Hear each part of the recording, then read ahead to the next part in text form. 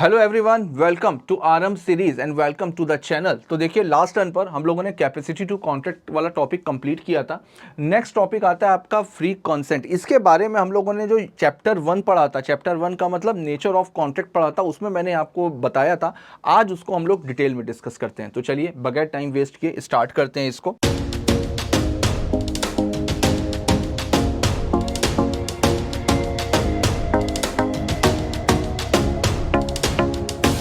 देखिए, ये चीज मैंने आपको बताई थी नेचर ऑफ कॉन्ट्रैक्ट में कि किसी भी कॉन्ट्रैक्ट की वैलिडिटी के लिए कंसेंट होना जरूरी है। जो सेक्शन 10 है एसेंशियल एलिमेंट्स, उसमें सेक्शन 13 और सेक्शन 14 के बारे में बताया गया है। सेक्शन 13 क्या कहता है? सेक्शन 13 कहता है कि भाई कंसेंट का होना जरूरी है, बगैर कंसेंट के कोई भी एग्रीमेंट वैलिड नहीं होगा। सेक्शन 14 क्या बताता है? सेक्शन 14 बताता है कि वो जो कंसेंट है, तो केवल कंसेंट से काम नहीं चलता, उस कंसेंट का फ्री होना भी जरूरी है। तो पहले हम लोग बात करते हैं सेक्शन 13 की। Section 13 consensus ad idem. Consensus ad idem का मतलब क्या होता है? Same thing in same sense. जब दो लोग किसी एक ही चीज पर एक ही तरीके से एक ही समय पर अग्री करते हैं तो उसको बोला जाता है इस कॉन्ट्रैक्ट में कंसेंसस एट आइडम है। यानी जैसा ऑफर दिया गया था, सामने वाले ने उसको वैसे ही समझा, वैसे ही उसने अपनी कंसेंट दी है। कोई जोर जबरदस्ती, किसी भी तरीके का झूठ, किसी भी तरीके का प्रेशर कुछ भी नहीं था। उसने जैसा ऑफर सुना वैसे ही उसको एक्सेप्ट किया। अब सेक्शन 14 क्या कहता है? सेक्शन 14 कहता है कि भाई कंसेंट से काम नहीं चलेगा, उस कंसेंट का फ्री होना भी जरूरी है। अब फ्री कब होगी?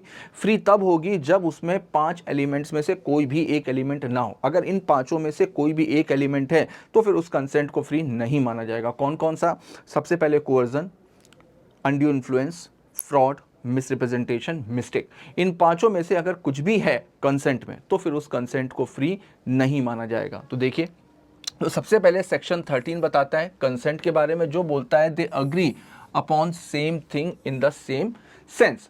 अब देखिए, कंसेंसस एट आइटम का मैंने आपको मतलब क्या बताया। देखिए, the agreement is void ab initio that it is not enforceable at the option of either party if there is no consent at all. तो कंसेंट का होना जरूरी होता है। अब देखिए, फ्री कंसेंट। फ्री कंसेंट में मैंने आपको क्या बताया? फ्री कंसेंट बताया कि अगर इन 5 में से अगर कोई भी एक चीज है तो फिर उसको कंसेंट फ्री नहीं माना जाएगा। तो देखो, consent is set to be free, तो कंसेंट को फ्री माना जाएगा when it is not caused by, when it is not caused by coercion, undue influence, fraud, misrepresentation, mistake. ठीक, अब देखो, कोअर्जन का है सेक्शन 15, सेक्शन 16, सेक्शन 17, सेक्शन 18 और उसके बाद में 20, 21 एंड 22 ये आता है आपका मिस्टेक का। तो चलो एक बार सेक्शन फटाफट से रिकॉल कर लेते हैं, तो कम से कम कुछ सेक्शन हम लोगों को याद होंगे। सेक्शन 10 हम लोगों ने पढ़ा किस चीज का था? सेक्शन 10 हम लोगों ने पढ़ा essential elements of valid contract का। उसके बाद में सेक्शन 11 हम लोगों ने पढ़ा। सेक्शन 11 सब कुछ सीक्वेंस से याद करो, तो सीक्वेंस से याद करोगे तो याद हो जाएगा। सेक्शन 11 किसका पढ़ा? सेक्शन 11 हम लोगों ने पढ़ा capacity to enter into contract, यानी कौन कौन से लोग कॉन्ट्रैक्ट में एंटर करने के लिए कैपेबल होते हैं। उसके बाद में सेक्शन 12 पढ़ा। सेक्शन 12 में क्या पढ़ा? सेक्शन 12 बताता है साउंड माइंड के बारे में। फिर उसके बाद में सेक्शन 13 पढ़ा। सेक्शन 13 क्या बताता है? कंसेंट के बारे में, यानी कि कंसेंसस एट आइडम के बारे में। सेक्शन 14 क्या बताता है? सेक्शन 14 बताता है आपका फ्री कंसेंट के बारे में। उसके बाद सेक्शन 15 क्या बताता है? सेक्शन 15 आपका बताता है कोअर्जन। सेक्शन 16 क्या बताता है? सेक्शन 16 बताता है आपका undue influence.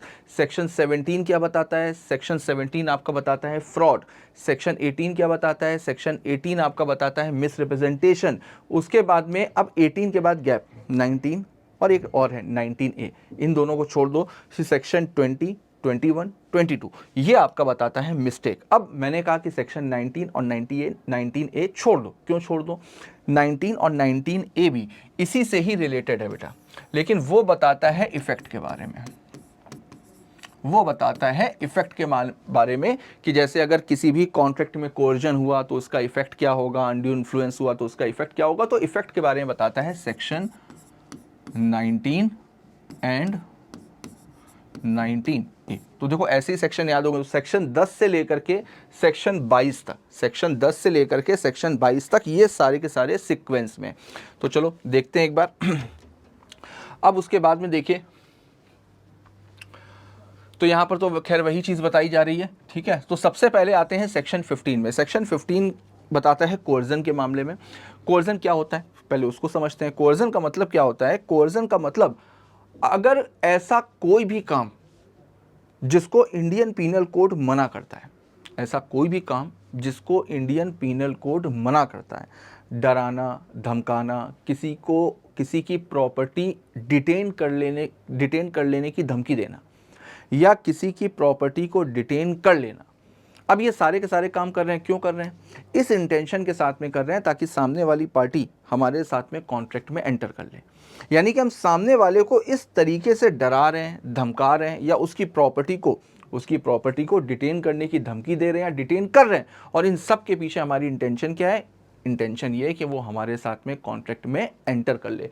This is called coercion. तो देखो एक बार, कोर्जन इज द कमिटिंग और थ्रेटनिंग। देखो, या तो कमिटिंग का मतलब या तो कर रहा है, थ्रेटनिंग का मतलब या डरा रहा है, थ्रेटनिंग टू कमिट, या तो कर रहा है या करने के लिए डरा रहा है। तो करने के लिए डरा रहा है इसका मतलब धमकी दे रहा है।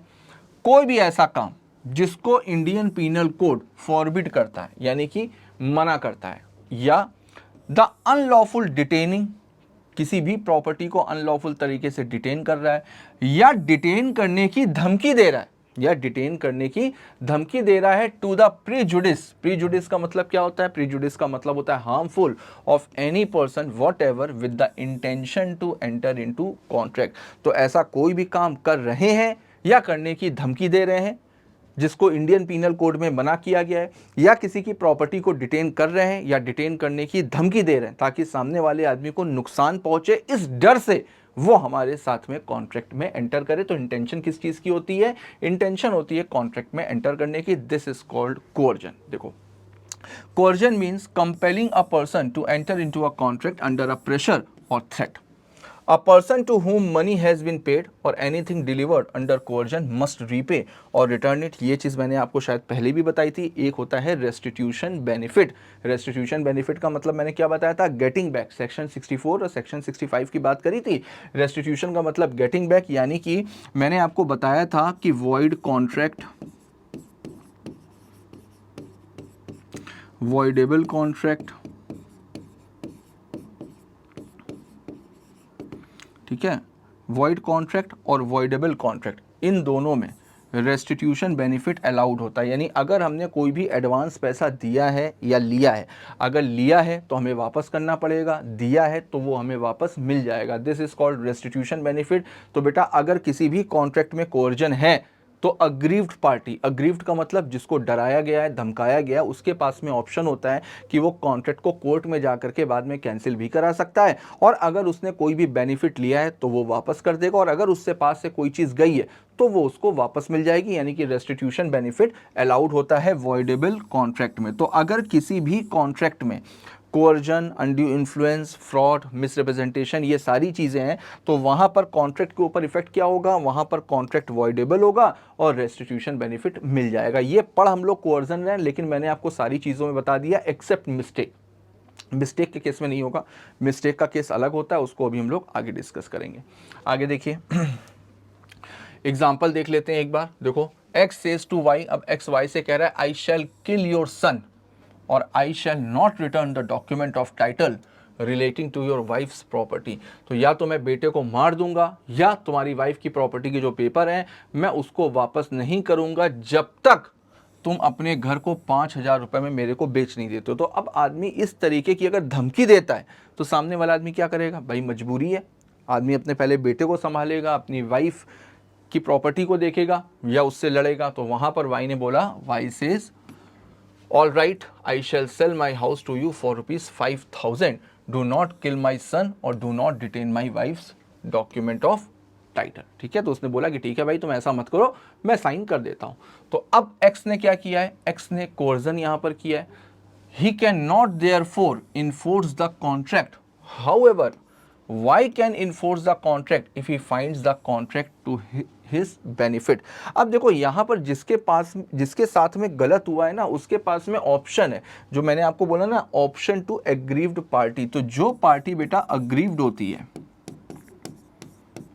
यानी जिसके साथ में गलत हुआ है, उसके पास में ऑप्शन होता है। ऑप्शन का मतलब क्या हुआ? वो कैंसिल करा भी सकता है और कैन नॉट कैंसिल, वो कैंसिल करा भी सकता और नहीं भी करा सकता। अगर कैंसिल करा दिया तो कॉन्ट्रैक्ट खत्म, कॉन्ट्रैक्ट वॉइड, और अगर कैंसिल नहीं कराया तो फिर वो कॉन्ट्रैक्ट कंटिन्यू। तो ये उसके हाथ में होता है कि अगर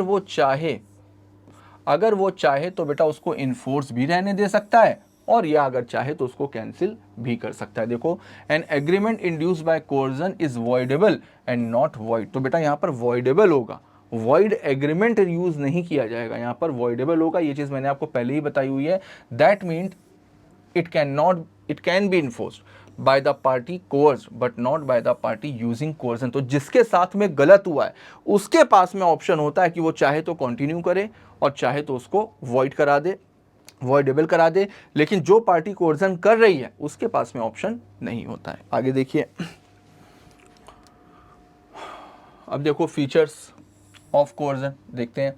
तो सबसे पहले तो बेटा ये जरूरी नहीं है, देखो ये ज़रूरी नहीं है कि इंडियन पीनल कोड में जिस चीज़ के लिए बोला गया है केवल उसी को ही कोर्जन माना जाएगा। देखो, it is immaterial whether Indian penal code is और is not in force in the place where the coercion is employed. अब सोचो, अगर कहीं पर इंडियन पीनल कोड अप्लाई नहीं होता है, अगर कहीं पर इंडियन पीनल कोड अप्लाई नहीं होता है, जैसे आज की तारीख में तो खैर ये चीज़ नहीं है, लेकिन हाँ पहले जम्मू एंड कश्मीर हुआ करता था, तो जम्मू एंड कश्मीर के खुद के पीनल लॉज थे, जो इंडियन पीनल कोड है वो वहाँ के ऊपर अप्लाई नहीं होता। तो अब क्या इंडियन पीनल कोड अगर जम्मू एंड कश्मीर में नहीं अप्लाई होगा तो क्या जम्मू एंड कश्मीर में कोर्जन नहीं हो सकता? बिल्कुल हो सकता है। तो इसी वजह से यहाँ पर लिखा हुआ है कि बेटा ये ज़रूरी नहीं है कि इंडियन पीनल कोड एप्लीकेबल हो रहा है या नहीं हो रहा है, लेकिन कोर्जन वहाँ पर माना जाएगा। दूसरा देखो क्या बोल रहा है, दूसरा बोल रहा है कि कोर्जन जरूरी नहीं है कि दोनों पार्टीज के थ्रू हो। जैसे हम लोगों ने एक पढ़ा प्रिविटी ऑफ कॉन्ट्रैक्ट, तो प्रिविटी ऑफ कॉन्ट्रैक्ट के केस में क्या पढ़ा, कॉन्ट्रैक्ट के केस में थर्ड पार्टी इन्वॉल्व नहीं हो सकती। अब जैसे मान लो कि ए बी से डरा धमका करके एक प्रॉपर्टी लेना चाहता है, लेकिन ए खुद नहीं कर रहा है। ए ने क्या किया, ए ने सी को बोला कि भाई तुम बी को धमकी दो, तुम बी को डराओ, और बी से बोलो अपनी प्रॉपर्टी मेरे नाम पे ट्रांसफर कर दे।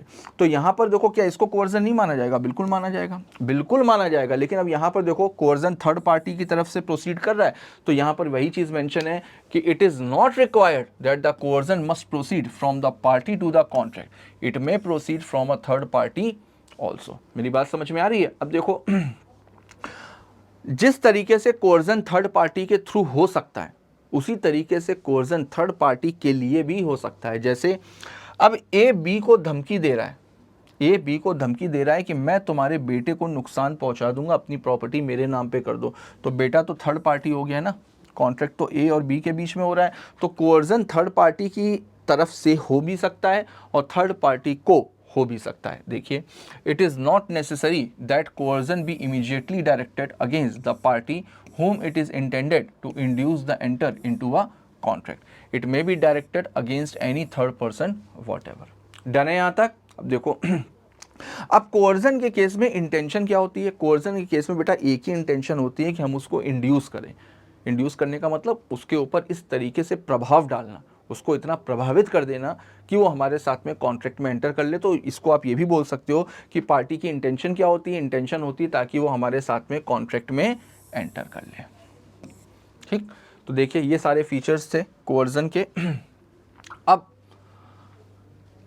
Effect of threat to file a suit. अब अगर कोई पर्सन किसी को धमकी देता है, अगर कोई पर्सन किसी को धमकी देता है कि अगर तुमने मेरे साथ में कॉन्ट्रैक्ट में एंटर नहीं किया तो मैं तुम्हारे ऊपर केस फाइल कर दूंगा, झूठा केस फाइल कर दूंगा, तो ये तो मैलिशियस प्रोसिक्यूशन तो वैसे भी पूरी तरीके से मना होती है कि आप किसी को केस फाइल करने की धमकी नहीं दे सकते। तो क्या इसको कोर्जन माना जाएगा? बिल्कुल इसको कोर्जन माना जाएगा। देखिए, a threat to file a suit, चाहे वो सिविल हो चाहे criminal, on false charge is a coercion, उसको कोर्जन माना जाएगा because such a threat is forbidden by Indian penal code. Malicious prosecution यानी किसी के ऊपर झूठा केस फाइल करना, ये अपने आप में पूरी तरीके से प्रोहिबिटेड है बाय इंडियन पीनल कोड। ठीक है, अब देखो थ्रेट टू कमिट सुसाइड। क्या अगर कोई भी पर्सन किसी को सुसाइड करने की धमकी दे रहा है तो क्या इसको कोर्जन माना जाएगा? अब समझना, सुसाइड करना क्या क्राइम है? सुसाइड करना क्या क्राइम है? नहीं, सुसाइड करना क्राइम नहीं है बेटा, क्योंकि सुसाइड अगर किसी ने कर लिया तो क्राइम हो या ना हो, अब मरने के बाद में उसको जिंदा करके वापस में जेल थोड़ी ना भेजेंगे।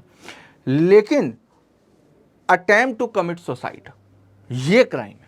अगर किसी ने सुसाइड करने की कोशिश करी, ये अपने आप में एक क्राइम है, इसको इंडियन पीनल कोड में मना किया गया है। दूसरा, अगर कोई किसी को सुसाइड करने की धमकी देता है तो ये भी बेटा अपने आप में एक ये भी अपने आप में क्राइम है और इसको भी कोर्जन माना जाएगा। तो देखिए कैलकाटा हाई कोर्ट ने इस मामले में डिसीजन दिया था, तो देखते हैं।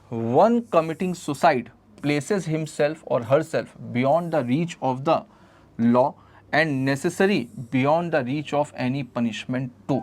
तो बेटा जो सुसाइड कर रहा है, तो सुसाइड करना तो बाहर है क्योंकि आदमी मर जाता है, but it does not follow that suicide is not forbidden by the Indian penal code. लेकिन इसका मतलब ये नहीं है कि इंडियन पीनल कोड सुसाइड को लेकर के साइलेंट है।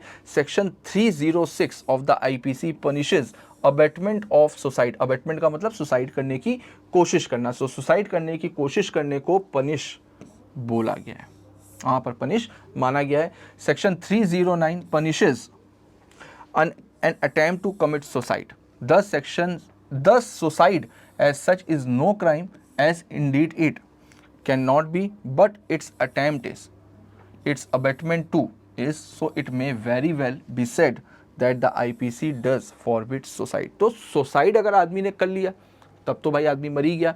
लेकिन इंडियन पीनल कोड साफ साफ कहता है कि भैया सुसाइड अगर किसी ने कर लिया तो अब उसको तो कुछ नहीं कर सकते, लेकिन अगर किसी ने सुसाइड करने की कोशिश करी तो उसको अपने आप में क्राइम माना जाएगा। यानी कि इंडियन पीनल कोड में जो हमारे लॉ मेकर्स हैं उनकी इंटेंशन क्या थी, सुसाइड को रोकना। तो इसका मतलब ये नहीं है कि इंडियन पीनल कोड सुसाइड करने की आज़ादी देता है, वो सुसाइड करने के लिए भी मना करता है। देखिए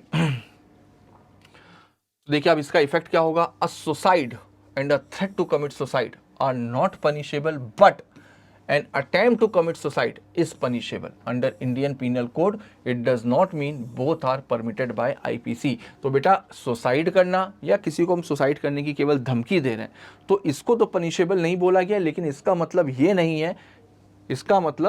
नहीं है कि इसको परमिट किया गया है ना। तो both are forbidden.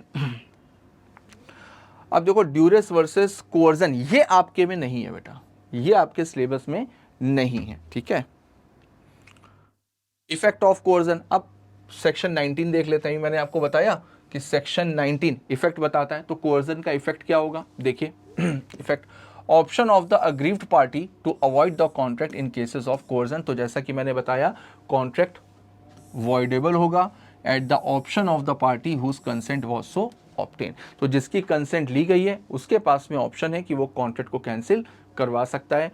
If the contract is rescinded, अगर कॉन्ट्रैक्ट को कैंसिल कराया गया है, of aggrieved party obligation of the other party. तो देखिए the party rescinding the contract shall return और restore the benefit under section 64। तो सेक्शन 64 क्या कहता है ये भी मैंने आपको बताया। जो पार्टी कैंसिल करवा रही है, जो पार्टी कैंसिल करा रही है, अगर उसने सामने वाले से कुछ भी पैसा या कोई भी बेनिफिट लिया है तो वो उसको वापस करना पड़ेगा। साथ में जो सामने वाली पार्टी ने अगर कुछ भी लिया है तो वो भी उसको वापस करना है। दोनों पार्टी एक दूसरे से जो भी लिया है वो उसको वापस कर देंगी। A person to whom money has been paid or anything delivered must repay or return, section 72। Done है सबको, आगे देखते हैं। अब देखिए नेक्स्ट आता है आपका अनड्यू इन्फ्लुएंस। अनड्यू इन्फ्लुएंस का देखो मतलब क्या होता है। अनड्यू इन्फ्लुएंस का मतलब होता है दो लोगों के बीच में अगर कोई रिलेशन है, दो लोगों के बीच में अगर कोई रिलेशन है, रिलेशन होना जरूरी है, रिलेशन होना जरूरी है। अगर रिलेशन नहीं होगा तो अनड्यू इन्फ्लुएंस किसी भी तरीके का, जरूरी नहीं है कि ब्लड रिलेशन हो, जरूरी नहीं है खूनी रिश्ता हो, सुरेश सर बोलते हैं ना खूनी रिश्ता, जरूरी नहीं है खूनी रिश्ता हो, लेकिन रिलेशन होना चाहिए, ठीक है। कैसा भी हो, एक पेशेंट और डॉक्टर का हो सकता है, वकील और उसके क्लाइंट का हो सकता है, कैसा भी हो, लेकिन एक रिलेशन क्रिएट हो रहा हो, तो रिलेशन का होना जरूरी है अनड्यू इन्फ्लुएंस के लिए। अब रिलेशन होना चाहिए। दूसरा, one party is in position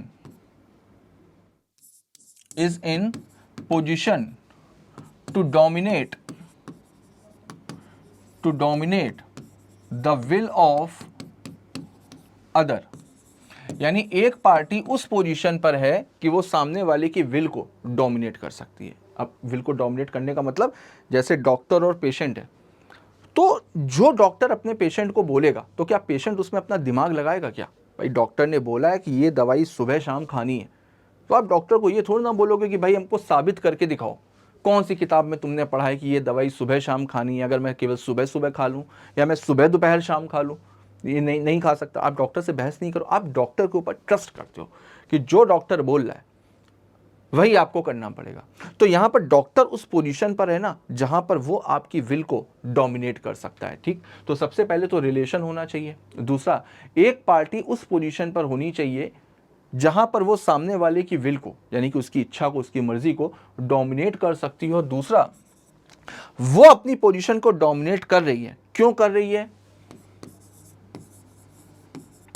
to enter into contract. अब वो सामने वाले को डोमिनेट कर रहा है, क्यों कर रहा है? ताकि वो मेरे साथ में कॉन्ट्रैक्ट में एंटर कर ले। This is called undue influence. और अगर समराइज वे में समझना है तो अनड्यू इन्फ्लुएंस का मतलब होता है अपनी पोजीशन का गलत फायदा उठाना, अपनी पोजीशन का गलत फायदा उठाना इस इंटेंशन के साथ में ताकि सामने वाली पार्टी हमारे साथ में कॉन्ट्रैक्ट में एंटर कर ले। This is called undue influence. तो एक बार देखते हैं देखिए, a contract is said to be induced by undue influence where the relations subsisting between the parties, तो देखो बेटा relation subsist करना जरूरी है, are such that one of the parties is in a position to dominate the will of the other and use that position to obtain an unfair advantage to the other। और इस position का वो फायदा क्या उठा रही है? इस पोजीशन का वो अनफेयर एडवांटेज ले रही है। कॉन्ट्रैक्ट में एंटर करेंगे, हमको फायदा हो जाएगा, उसको नुकसान हो जाएगा, तो वो अनफेयर एडवांटेज ऑब्टेन करने की कोशिश कर रही है। अब देखो, a person is deemed to be in a position to dominate the will of the other when he or she holds authority real or apparent over the other or he or she stands in a fiduciary relationship. अब देखो, यहाँ पर एक assumption लिया गया है। यहाँ पर क्या एजम्पशन लिया गया है? यहाँ पर बोला गया है कि भाई अगर रिलेशंस के बीच में, अगर रिलेशंस के बीच में साफ साफ ये दिखाई पड़ रहा है, रियल अपेरेंट अथॉरिटी का मतलब क्या हुआ? साफ साफ दिखाई पड़ रहा है कि भाई ये बंदा इस बंदे को डोमिनेट करेगा। जैसे डॉक्टर हो गया, आपका लॉयर और उसका क्लाइंट। अब लॉयर ने लॉ पढ़ी हुई है, क्लाइंट ने थोड़ी ना पढ़ी हुई है। फादर और सन, फादर हमेशा डोमिनेट करेगा। मदर एंड सन या मदर और डॉटर, मदर हमेशा डोमिनेट करेगी। तो कुछ एक रिलेशंस हैं जहां पर ये मान करके चला जाता है कि भाई साफ साफ दिखाई पड़ रहा है ये सीनियर पोजीशन पर है और ये डोमिनेट कर सकते हैं। दूसरा, अगर कहीं पर फिड्यूशरी रिलेशनशिप है, फिड्यूशरी का मतलब क्या होता है? ट्रस्टवर्दी, भरोसे वाला, जहां पर एक आदमी आंखें बंद करके भरोसा कर रहा है। जैसे अगर मान लीजिए कि कोई मिस्टर एक्स हैं, वो एक संत महात्मा कोई गुरु जी हैं, उनको बहुत ज़्यादा मानते हैं, बहुत ज़्यादा मानते हैं, आंखें बंद करके भरोसा करते हैं। भाई आंखें, तो उन्होंने बोल दिया गुरुजी ने, वो काम करना है, चाहे उससे फ़ायदा हो या नुकसान हो, कोई सोचना ही नहीं है। फादर ने अपने बेटे को बोला तो क्या सन कुछ दिमाग लगाएगा क्या? फादर ने बोला है तो करना है। ये सब रिलेशन क्या होते हैं? भरोसे वाले रिलेशनशिप होते हैं, जहां पर एक आदमी सामने वाले के ऊपर आंखें बंद करके भरोसा हो रहा है। तो बेटा ऐसा रिलेशन जहां पर रियल और अपरेंट अथॉरिटी हो ओवर द अदर, या अगर कहीं पर फिड्यूशरी रिलेशनशिप हो तो वहां पर ये मान करके चला जाएगा। डीम्ड का मतलब क्या होता है बेटा? डीम्ड का मतलब मानना। यहां पर ये मान करके चला जाएगा कि ये बंदा उस पोजीशन पर है जहां पर सामने वाले को डोमिनेट कर सकता है। देखो एग्जाम्पल देखिए, a father by reason of his authority over the son can dominate the will of the son. Again, by reason of fiduciary relationship, a solicitor can dominate the will of his client। Solicitor का मतलब वकील। Trustee can dominate the will of the beneficiary। बिल्कुल, trustee beneficiary को dominate कर सकता है। Similarly, a person whose mental capacity is affected by age। अब अगर कोई बीमार है, किसी को कोई बीमारी है, तो भाई वो तो पूरी तरीके से डिपेंड करता है आपके ऊपर, तो उसकी बीमारी या उसकी एज की वजह से भी कोई भी आदमी उसका फ़ायदा उठा सकता है। ठीक है, अगर कोई पुअर हिंदू विडो है, अगर कोई पुअर हिंदू विडो, यहां पर देखिए लिखा हुआ है पुअर हिंदू विडो, अगर कोई पुअर हिंदू विडो है और वो बिल्कुल भी पढ़ी लिखी नहीं है, उसको अपने अधिकारों के बारे में नहीं पता, उसको कुछ भी नहीं पता, कुछ भी नहीं पता, तो ऐसी लेडी को इंडियन कॉन्ट्रैक्ट एक्ट ये मान करके चलता है कि भाई ये लेडी जो है इसको बोलेंगे पर्दा नशी वुमेन। पर्दा नशी वुमेन का मतलब क्या हुआ? पर्दा नशी वुमेन का मतलब ऐसी हिंदू लेडी जो बिल्कुल पढ़ी लिखी ना हो, जिसको अपने अधिकारों के बारे में कुछ भी ना पता हो, जिसको अपने ऑब्लिगेशंस के बारे में कुछ भी ना पता हो, जिसको दुनियादारी के बारे में कुछ भी ना पता हो, तो कोई भी आदमी आसानी से उसका फ़ायदा उठा सकता है ना। तो अगर ऐसी लेडी है तो उसको पर्दा नशी वुमेन माना जाएगा, और पर्दा नशी वुमेन के केस में भी ये मान करके चला जाएगा कि इसके साथ में अनड्यू इन्फ्लुएंस हो सकता है। अब देखो तो यहाँ पर अगर कोई पुअर हिंदू विडो है, वो अग्री टू पे इंटरेस्ट एट 100% पर एनम। अब सोचो कि विडो है, वो 100% पर एनम इंटरेस्ट देने के लिए तैयार। अब कोई पढ़ा लिखा क्वालिफाइड बंदा होगा तो क्या वो ये मान करके चलेगा कि भाई चलो 100% इंटरेस्ट हम दे देंगे ना? तो इसका मतलब उसको पैसों की बहुत ज़रूरत है। क्यों? क्योंकि वो विडो है और सामने वाला आदमी उसकी मुसीबत का, उसकी मजबूरी का फ़ायदा उठा रहा है। तो देखिए, because she need the money to establish her right of maintenance, it was held that the lender was in position to dominate the will of widow। तो यहाँ पर ये मान करके चला जाएगा कि जो लेंडर है, जो पैसे उधार दे रहा है, ये उस पोजीशन पर है कि जहाँ पर ये डोमिनेट कर सकता है। अब देखो यहाँ पर ये जो प्रिज्यूम किया गया है, ये जो एजम्पशन ली जा रही है, ये जो डीम्ड माना गया, इसके पीछे का लॉजिक क्या है उसको समझने की कोशिश करना है। इसके पीछे का लॉजिक है बेटा कि अगर मान लो कि एक पुअर हिंदू विडो है, ठीक, इसने लैंडर से पैसे उधार लिए, या फादर और सन के बारे में भी बात कर लेते हैं, दोनों के ही ले लेते हैं, सॉरी, फादर और सन दोनों के मामले में बात कर लेते हैं। अब देखो यहां पर ये मान करके चला जाएगा कि भाई फादर की अथॉरिटी है सन के ऊपर, तो फादर डोमिनेट कर सकता है सन को।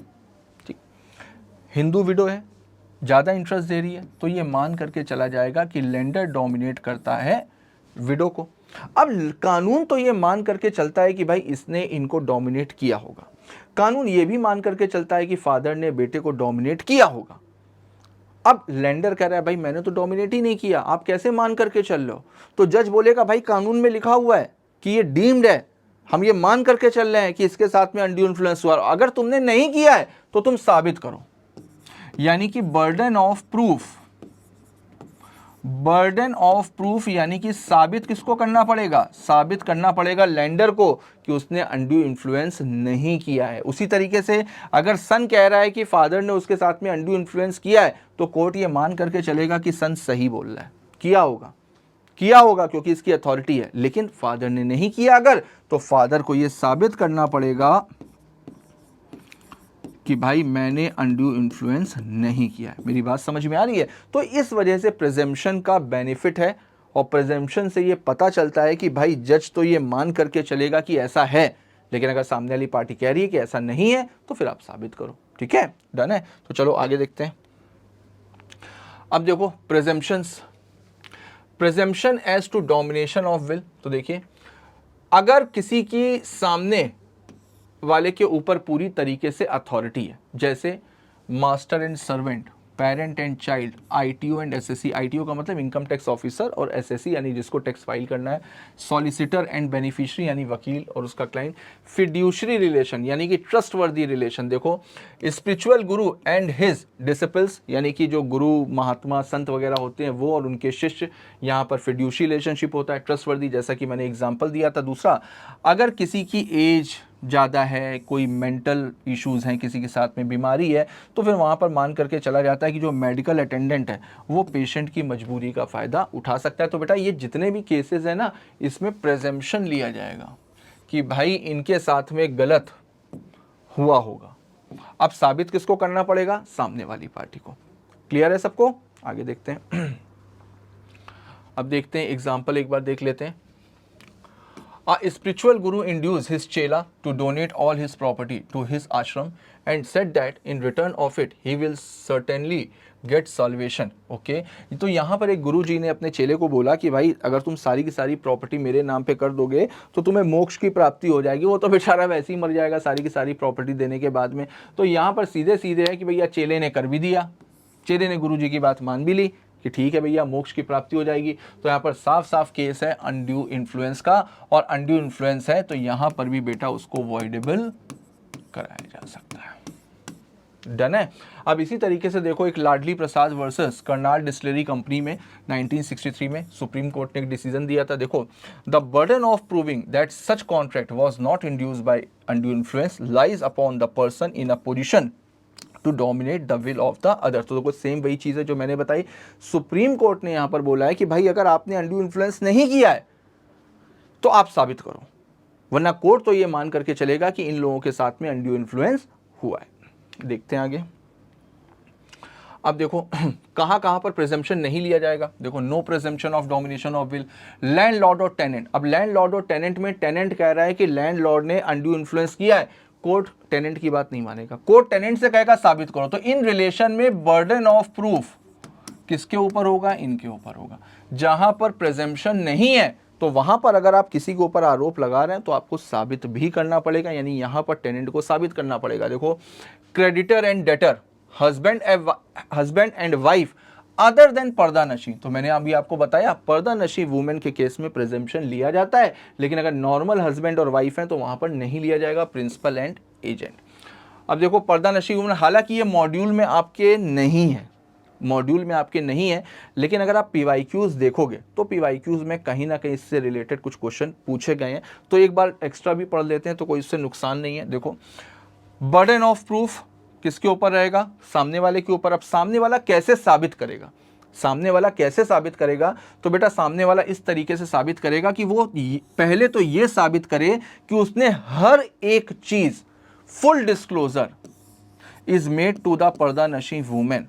पर्दा नशी वुमेन को भाई हमने सारी की सारी चीज़ें, सारे के सारे इफेक्ट्स पहले ही डिस्क्लोज कर दिए थे, हमने उससे कुछ छुपाया नहीं था, उसको साफ सुथरे तरीके से बताया था। और पर्दा नशी वुमेन इतनी सक्षम है कि वो कॉन्ट्रैक्ट को अच्छे से पढ़ भी सकती है और अच्छे से समझ भी सकती है। तो ये अगर हम साबित कैसे करेंगे? तो हम ऐसे ही साबित कर सकते हैं कि हमने उसको सारी बातें बताई थी। दूसरा, इसने कॉन्ट्रैक्ट को बहुत अच्छे तरीके से समझ लिया। इससे रिलेटेड एक केस भी है बॉम्बे हाई कोर्ट में, शेख इस्माइल वर्सेस अमीर बीबी का। तो देखो, अगर कोई वुमेन है वो कोर्ट में जाती है, कोर्ट में जाकर के सबूत भी देती है, रेंट को सेटल करती है, टेनेंट के साथ में रेंट को सेटल करती है, रेंट को कलेक्ट भी करती है, तो इसका मतलब सोचो कितना काम कर रही है। उसको कोर्ट की प्रोसीडिंग के बारे में पता है, किराए के बारे में पता है, सब कुछ पता है। तो ये पर्दा नशी हुई कहाँ से? पर्दा नशी का मतलब मैंने क्या बताया? ऐसी वुमेन जिसको अपने अधिकारों के बारे में ना पता हो, जिसके पास कोई भी क्वालिफिकेशंस ना हो, ऐसी लेडी को बोलते हैं पर्दा नशी। जो वुमेन इतने सारे काम कर रही है तो उसको पर्दा नशी तो नहीं बोला जाएगा। देखो, communicates in matters of business with main other than the members of her family. अब फैमिली के बाहर जो बाहर के लोग होते हैं उनके साथ में बिजनेस के मैटर को भी डिस्कस कर रही है। तो सोचो, इतना तो MBA होल्डर भी ना कर पाए, तो इसको पर्दा नशी वुमेन नहीं माना गया। डन है सबको? चलो आगे देखते हैं। अब देखिए सेक्शन 19A क्या बोलता है? Effect of undue influence. तो बेटा सेम वही चीज है, अगर अनड्यू इन्फ्लुएंस हुआ है तो जिसके साथ में इन्फ्लुएंस हुआ है उसके पास में ये ऑप्शन है कि अगर वो चाहे तो कॉन्ट्रैक्ट को कैंसिल करा सकता है, यानी कि वॉइडेबल करा सकता है। देखिए, when consent to an agreement is caused by undue influence the contract is voidable at the option of party whose consent was so caused. और सेम वही चीज है, रेस्टिट्यूशन बेनिफिट मिल जाएगा इसमें भी। Where some transaction is entered in the ordinary course of business but due to certain contingencies one party is able to make the other party agree to certain terms and condition, then it is not undue influence। देखो इससे related एक case भी है। अगर market में किसी चीज़ की कमी चल रही है, और अचानक से उसके प्राइस बढ़ गए, भाई शॉर्टेज है तो प्राइस तो बढ़ गए। यहाँ पर अभी जो ऑर्डिनरी कोर्स ऑफ बिजनेस के ट्रांजेक्शन होते हैं ना, जो ऑर्डिनरी ट्रांजेक्शन्स होते हैं, उसमें अगर कोई कॉन्टिजेंसी है और उसमें सामने वाली पार्टी सारी टर्म्स और कंडीशंस को एक्सेप्ट कर रही है, तो फिर वहां पर उसको अनड्यू इन्फ्लुएंस नहीं माना जाएगा। देखो जैसे इसमें एक एग्जांपल है, देखो, A applies to a banker for a loan at a time when there is stringency in the money market. अब ए ने एक बैंक में लोन के लिए अप्लाई किया, और जिस समय उसने लोन के लिए अप्लाई किया था उस समय मनी मार्केट में पैसे की बड़ी शॉर्टेज थी। जब पैसे की शॉर्टेज है तो लोन कहाँ से मिलेगा? तो इसका मतलब लोन का रेट ऑफ इंटरेस्ट हाई था। देखिए, the banker declines to make the loan except at an unusually high rate of interest. तो बैंकर ने लोन देने से मना कर दिया। उसने कहा भाई ऑर्डिनरी रेट ऑफ इंटरेस्ट पे लोन नहीं मिल सकता, ज़्यादा रेट ऑफ इंटरेस्ट पे मिल सकता है। अब ए एक्सेप्ट कर रहा है, ये कह रहा है जितना इंटरेस्ट लेना हो ले लो लेकिन लोन दे दो, तो यहाँ पर इसको अनड्यू इन्फ्लुएंस नहीं माना जाएगा। This is a transaction in the ordinary course of business and the contract is not induced by undue influence. Done है सबको? तो यहाँ पर हम लोगों ने कोर्जन और अनड्यू इन्फ्लुएंस पढ़ा, ठीक है।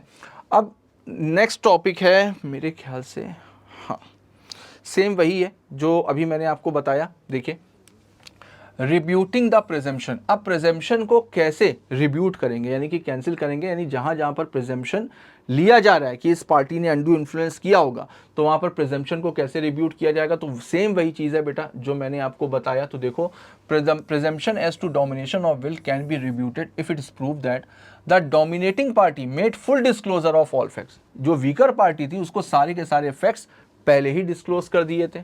दूसरा, जो वीकर पार्टी है वो बेटा कॉम्पिटेंट भी है, इंडिपेंडेंट भी है, कि भाई कॉन्ट्रैक्ट में एंटर करने से पहले किसी से भी वो सलाह मशवरा कर सकती है, सलाह मशवरा कर सकती थी। उसके घर में सीए बैठे हुए हैं, उसके घर में सीएस बैठे हुए हैं, सब पढ़े लिखे लोग बैठे, उसने एडवाइस क्यों नहीं ली? ये तो बेवकूफ़ी करी ना। और मैंने आपको कई बार बताया बेवकूफ़ी की कोई भी रेमेडी नहीं होती। और तीसरा, प्राइस एडिक्वेट है, कंसीडरेशन एडिक्वेट है, बराबर पूरा पैसा दिया गया है। जब पैसा दिया गया है तो नुकसान कहाँ से होगा? तो यही तरीका है प्रूफ करने का कि भाई हमने अनड्यू इन्फ्लुएंस नहीं किया है। देखिए, यहाँ पर सेक्शन 19 दिया हुआ है, सेम वही है जो मैंने आपको बताया कि यहाँ पर कॉन्ट्रैक्ट वॉइडेबल होगा, ठीक है। बर्डन ऑफ प्रूफ अभी मैंने आपको बताया कि it lies on the party wants to avoid the contract. तो जो पार्टी कॉन्ट्रैक्ट को वॉइडेबल कराना चाह रही है उसको प्रूफ करना पड़ेगा। जहां पर प्रिजम्पशन नहीं लिया जाता वहां पर उसी को ही प्रूफ करना पड़ेगा। ये चीज मैंने आपको बताई। देखिए, a contract is presumed to be induced by undue influence if the following two conditions are satisfied। तो कहां पर ये presumption ली जाएगी कि भाई undue influence हुआ है? सबसे पहले तो पार्टी उस पोजीशन पे होनी चाहिए कि सामने वाले की विल को डोमिनेट करे। दूसरा, जो ट्रांजैक्शन है वो अनकॉन्शनेबल होना चाहिए कि अनरीजनेबल होना चाहिए। सामने से ही दिखाई पड़ रहा है 50 लाख रुपए की प्रॉपर्टी 5,000 रुपए में ले ली, चेले ने गुरुजी को अपनी पूरी की पूरी प्रॉपर्टी दान दक्षिणा में दे दी, तो इनको देख करके लग रहा है कि सामने वाले ने डोमिनेट किया होगा, और यहाँ पर फिर मान करके चला जाएगा कि अनड्यू इन्फ्लुएंस हुआ है। और अगर उसने अनड्यू इन्फ्लुएंस नहीं किया है तो फिर वो साबित करेगा, जो अभी हम लोग पीछे पढ़ करके आए हैं। अब देखिए, यहाँ पर डिफरेंस दिया हुआ है बेटा, कोअर्जन और अनड्यू इन्फ्लुएंस। देखो, इसकी जो शीट है, इसकी जो पीपीटी है, मैं आपको फिर से बता रहा हूँ कि मैं आपको एक समराइज वे में रिवाइज करवा रहा हूँ, ठीक है। मॉड्यूल से आप पढ़ते रहना, साथ साथ में मॉड्यूल के क्वेश्चंस भी सॉल्व करते रहना, लेकिन ये थोड़ा सा आसान तरीके से लिखा हुआ है, मॉड्यूल की लैंग्वेज थोड़ी सी टफ है। तो जो बच्चे इससे कुछ चीज़ें पढ़ना चाहते हैं तो इसके जो नोट्स हैं वो आपको DC ऐप पर मिल जाएंगे, फ्री ऑफ कॉस्ट है, ठीक है। तो DC ऐप पे जा करके इसका जो डिफरेंस है वो एक बार पढ़ लीजिएगा। कोअर्जन हम लोगों को समझ में आ ही गया, अनड्यू इन्फ्लुएंस हमारा डन है, तो डिफरेंस एक बार आप लोग खुद से पढ़ लीजिएगा। जो पॉइंट ना आए वो आप कमेंट बॉक्स में डालना, आई विल एक्सप्लेन इट। तो चलो, यहाँ पर आज हम लोगों ने दो चीज़ें कंप्लीट करी, एक सेक्शन 15 और एक सेक्शन 16, और साथ में 19 और 19A को भी पढ़ा। तो चलिए, नेक्स्ट टर्न पर हम लोग फ्रॉड, मिसरिप्रेजेंटेशन और मिस्टेक को कंप्लीट करते हैं। उसके बाद में ये वाला चैप्टर भी हम लोग कंप्लीट करेंगे। चलिए, मिलते हैं नेक्स्ट क्लास में, तब तक के लिए all the best, goodbye, thank you.